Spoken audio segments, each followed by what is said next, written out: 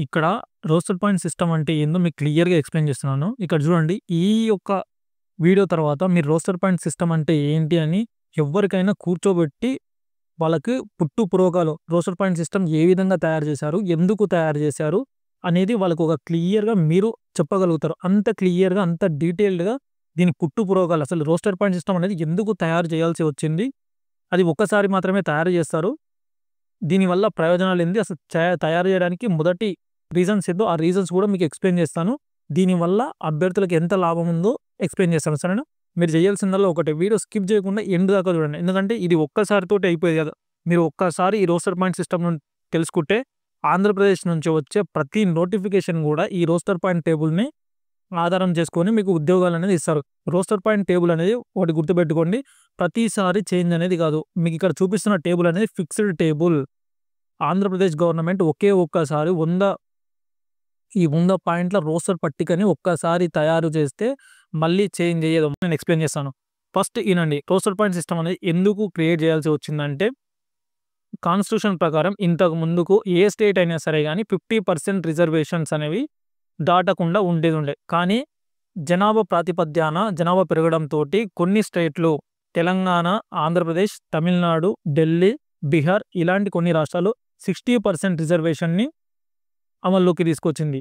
And ఈ 60% రిజర్వేషన్స్‌లో వచ్చేసి ఎస్సీకి వచ్చేసి 15%, ఎస్టీకి వచ్చేసి 6%, బీసీకి వచ్చేసి 29%, ఈడబ్ల్యూఎస్‌కి వచ్చేసి 10%. ఇలా 60% ఏదైతే రిజర్వేషన్ ఉందో ఈ రిజర్వేషన్‌లో ఉన్న వారికి ఎప్పుడు పోస్ట్ రావాలి, రిజర్వేషన్ ప్రకారంగా ఏ కేటగిరీ వాళ్ళకి, ఏ వర్గానికి ఎప్పుడు పోస్ట్ రావాలి అనేది ముందే ఒక టేబుల్ ఆధారంగా ఏసి పెట్టారు మేధావులు.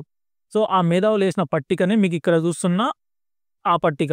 రోస్టర్ పట్టిక అంటే ఇది.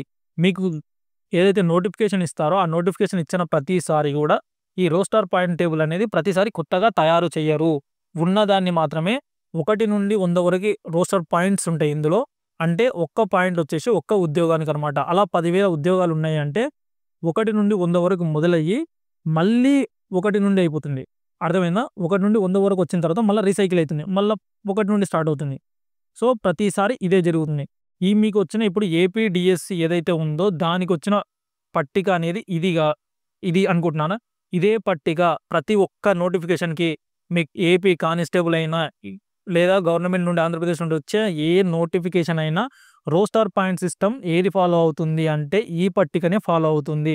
ఓకేనా? క్లియర్ కదా? మీకు మళ్ళీ ఇక్కడ మీకోసం నేను సెపరేట్‌గా తీసి పెట్టాను.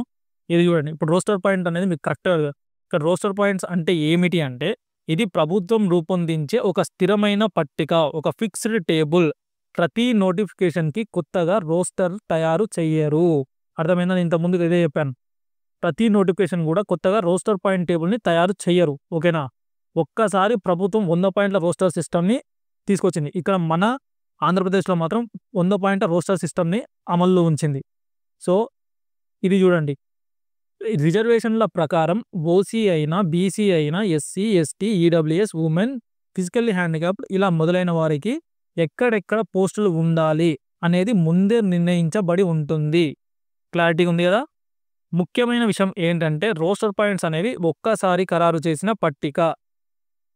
ప్రతి నోటిఫికేషన్‌లో కొత్తగా తయారు చెయ్యరు. అర్థమైంది కదా?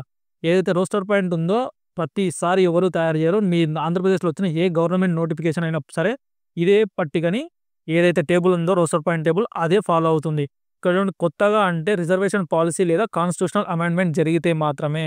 ఏదైనా మీరు కొత్తగా ఇందులో ఈ టేబుల్ ఉన్న చేంజెస్ జరగాలంటే నేను ఇంతకు ముందు చెప్పినట్టుగా కాన్స్టిట్యూషనల్ అమెండ్మెంట్స్ జరిగితే తప్ప ఎయిదర్ మన లోకల్ గవర్నమెంట్ లేదా సెంట్రల్ గవర్నమెంట్‌లో రిజర్వేషన్ పాలిసీలు తీసుకొచ్చిన తర్వాతనే అప్పుడు ఈ ఒక రోస్టర్ పట్టికలో చేంజెస్ అనేవి జరుగుతాయి. ఓకేనా?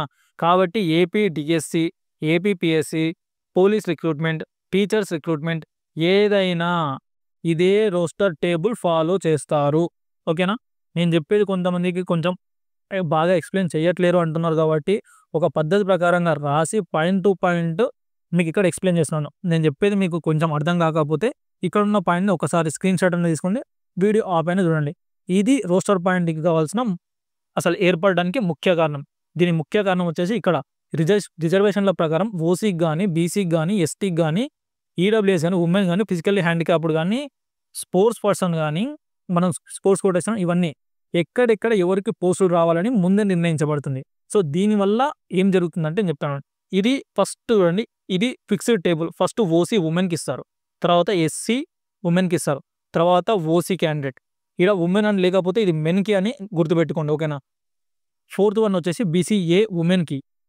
ఫిఫ్త్ వన్ వచ్చేసి ఓసీకి. సిక్స్త్ వన్ వచ్చేసి ఓసీకి. సెవెంత్ వన్ వచ్చేసి ఓసీలో ఉన్న ఫిజికల్లీ హ్యాండిక్యాప్డ్ ఉమెన్‌కి. ఓకేనా? ఎయిత్ వచ్చేసి ఎస్టీ కేటగిరీలో ఉన్న ఉమెన్‌కి. నైన్త్ వచ్చేసి ఓసీ. 10th వచ్చేసి ఓసీ. 11th వచ్చేసి ఓసీ. 12th వచ్చేసి ఓపెన్ కేటగిరీలో ఉమెన్‌కి. ఓకేనా? ఇక్కడ చూడండి. 13 వచ్చేసి మళ్ళా ఓసీ. 14 వచ్చేసి బీసీ బి క్యాండిడేట్. మళ్ళా 15th ఓసీ. ఇలా ప్రతీది ఇక్కడ మీరు చూడండి. మీకు కొన్ని ఇక్కడ ఓసీలో వచ్చేసి ఫిజికల్లీ హ్యాండిక్యాప్. డబ్ల్యూ అంటే ఇక్కడ ఉమెన్. పీహెచ్‌డబ్ల్యూ అంటే ఫిజికల్లీ హ్యాండిక్యాప్డ్ ఉమెన్ అని.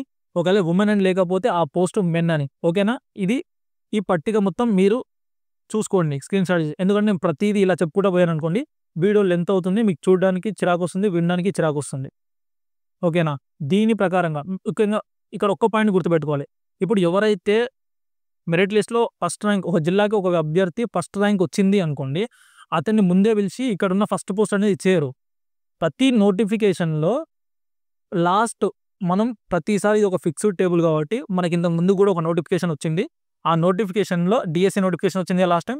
ఆ నోటిఫికేషన్‌లో రోస్టర్ పాయింట్ అనేది ఇప్పుడు ఇక్కడ ఆగిపోయింది అనుకుందాం. 83 దగ్గర ఆగిపోయింది. లాస్ట్ ఇచ్చే పోస్టు ఓసీ దగ్గర.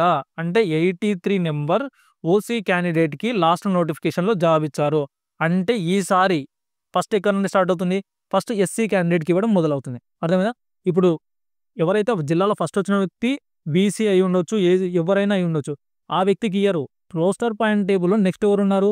ఎస్సీ క్యాండిడేట్ ఉన్నారు. అప్పుడు ఎస్సీ క్యాండిడేట్ ఎంత స్కోర్ చేశాడు? అది ఎక్కువనైనా చేయని, తక్కువనైనా చేయని, ఏదైనా చేయని. అప్పుడు ఎస్సీ క్యాండిడేట్‌కి జాబ్ అనేది ఇస్తారు. అంటే మీకు ఇక్కడ అర్థం చేసుకోండి. రోస్టర్ పాయింట్‌లో నెక్స్ట్ టేబుల్ ఎవరుంది? జిల్లాలో ఎవరైతే ఎంత స్కోర్ చేసి ఫస్ట్ వచ్చిన అభ్యర్థి ఏ కేటగిరీయో ఓసీ కేటగిరీ అనుకోండి. అతనికి పిలిచి జాబ్ ఇయ్యరు. రోస్టర్ పాయింట్ టేబుల్ ప్రకారంగా నెక్స్ట్ ఎవరైతే క్యాండిడేట్ ఉన్నారో ఆ క్యాండిడేట్ ఇప్పుడు మనం 83 తర్వాత అనుకున్నాం కాబట్టి ఎస్సీ క్యాండిడేట్ ఉన్నాడు. ఆ ఎస్సీ క్యాండిడేట్ ఎవరైతే ఉన్నారో ఇప్పుడు ఆ ఎస్సీ క్యాండిడేట్‌కి జాబ్ ఇస్తారు. సో, ఇది ఏ జోన్ అయినా ఉండొచ్చు. ఇక్కడ చూడండి. అది ఏ జోన్ అయినా అయ్యుండొచ్చు. ఇక్కడనే ఇప్పుడు వచ్చిన అభ్యర్థి ఏంది? తక్కువ మార్కులు వచ్చినా కూడా ఇక్కడనే జోన్ అనేది సెలెక్ట్ అయిపోతుంది. మీకు అర్థమవుతుందా? సో, పోస్ట్ ప్రిఫరెన్సెస్ అనేది దీని ఆధారంగా కూడా ఉంటుంది. ఓకేనా? మీరు ఫస్ట్ జాబ్ అప్లై చేసుకునేటప్పుడే మీకు పోస్ట్ ప్రిఫరెన్సెస్ పెడతారు. సో, మీకు వచ్చిన మార్క్స్‌ని బట్టి జాబ్ అనేది అలొకేట్ చేస్తారు. కానీ మీరు ఫస్ట్ ఇదే పెట్టారని చెప్పి ఇదే పెట్టుండరు. ఒకవేళ మీకు మార్కులు తక్కువ వస్తే మీరు పెట్టిన 5 ప్రిఫరెన్స్‌లలో మీకు ఏదైతే సూటబుల్ అవుతుందో వాళ్ళు చూసిస్తారు. అర్థమవుతుంది కదా? సో, ఇదనమాట. ఎవరికైతే ఫస్ట్ వచ్చినా, సెకండ్ వచ్చినా జిల్లాలలో వాళ్ళకి ఎమ్మటే పిలిచి ఫస్ట్ అభ్యర్థికి ఫస్ట్ పోస్ట్ అనేది ఇవ్వరు.